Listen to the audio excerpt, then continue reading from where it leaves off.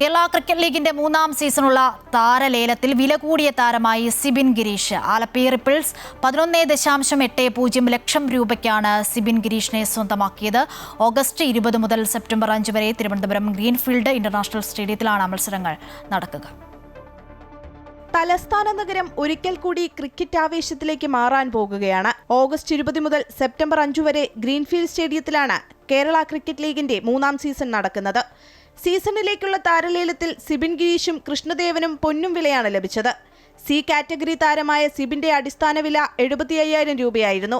എന്നാൽ NSK ട്രോഫിയിലടക്കം മികച്ച പ്രകടനം കാഴ്ചവെച്ച സിബിനായി വാശിയേറിയ പോരാട്ടമായിരുന്നു നടന്നത്. ആലപ്പി റിപ്പിൾസിന് പുറമെ കാലിക്കറ്റ് ഗ്ലോബ് സ്റ്റാർസും തൃശൂർ ടൈറ്റൻസും കൊച്ചി ബ്ലൂ ടൈഗേഴ്സും സിബിനായി രംഗത്തുണ്ടായിരുന്നു. ഒടുവിൽ 11.80 ലക്ഷത്തിന് സിബിനെ ആലപ്പി സ്വന്തമാക്കി.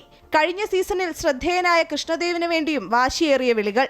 തൃശൂരും കൊച്ചിയും ഉയർത്തിയ കടുത്ത വെല്ലുവിളി മറികടന്ന് 11.20 ലക്ഷത്തിന് കാലിക്കറ്റ് തന്നെ ലേലത്തിലൂടെ താരത്തെ നിലനിർത്തി. സച്ചിൻ ബേബിയും വിഷ്ണു വിനോദും MD ദിനീഷും ബേസിൽ തമ്പിയും അടക്കമുള്ള താരങ്ങളായിരുന്നു A കാറ്റഗറിയിലുണ്ടായിരുന്നത്. സച്ചിൻ ബേബിയെ 10 ലക്ഷം രൂപയ്ക്ക് ആലപ്പി റിപ്പിൾസ് ടീമിലെത്തിച്ചു. ഓഗസ്റ്റ് 20 മുതൽ സെപ്റ്റംബർ 5 വരെ കാര്യവട്ടം ഗ്രീൻഫീൽഡ് സ്റ്റേഡിയത്തിലാണ് മത്സരങ്ങൾ നടക്കുക. ഇവിടെ താരലേലം നടക്കുകയുണ്ടായി. വളരെ വാശിയോടുകൂടിയും മത്സരത്തോടുകൂടിയും ഇവിടെ 6 ഫ്രാഞ്ചൈസി ടീമുകളും അവരവരുടെ താരങ്ങളെ സ്വന്തമാക്കിയിരിക്കുകയാണ്. ഏരീസ് കൊല്ലം സെയിലേഴ്സും തൃശൂർ ടൈറ്റൻസും 4 താരങ്ങളെ വീതവും കാലിക്കറ്റ് ഗ്ലോബ് സ്റ്റാർസും ട്രിവാൻഡ്രം റോയൽസും 3 താരങ്ങളെ വീതവും കൊച്ചി ബ്ലൂ ടൈഗേഴ്സ് 2 പേരെയും ആലപ്പി റിപ്പിൾസ് 2 പേരെയും നിലനിർത്തിയിരുന്നു. ബാക്കിയുള്ളവർക്കായാണ് ലേലം നടന്നത്.